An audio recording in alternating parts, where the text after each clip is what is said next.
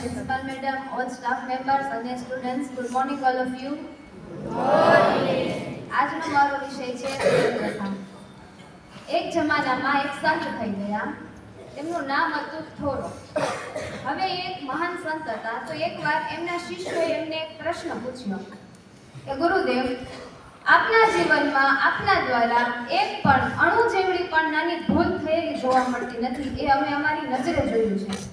તો તેની પાછળનું રહસ્ય શું છે? તો થોરોએ ખૂબ જ સુંદર જવાબ આપ્યો. જે જવાબ તમારે બધાને અનુસરવા જેવો છે કે એમાં રહસ્ય જેવું કશું છે જ નહીં. બહુ જ સરળ વાત છે કે મેં મારા જીવનમાં મારા મનમાં ક્યારેય ખરાબ વિચારને પ્રવેશવા દીધો જ નથી. કોઈ પણ ખરાબ વિચાર મારા મગજમાં આવે, જીવનમાં આવે, તો પણ એને તુરંત જ ભાગી છૂટવું પડે છે.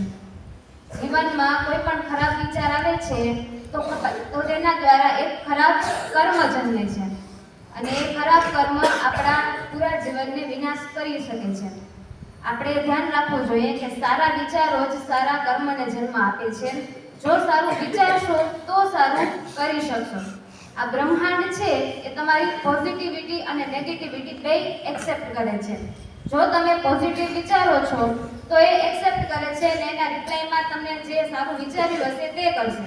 પણ જો તમે નેગેટિવ જ વિચારેલું હશે તો તેના રિપ્લાયમાં એ તમને નેગેટિવિટી જ આપશે. એટલે આપણે તે હંમેશા આપણા જીવનમાં સારા વિચારો કરવા જોઈએ અને સારા વિચારને જ ઉતારવા જોઈએ.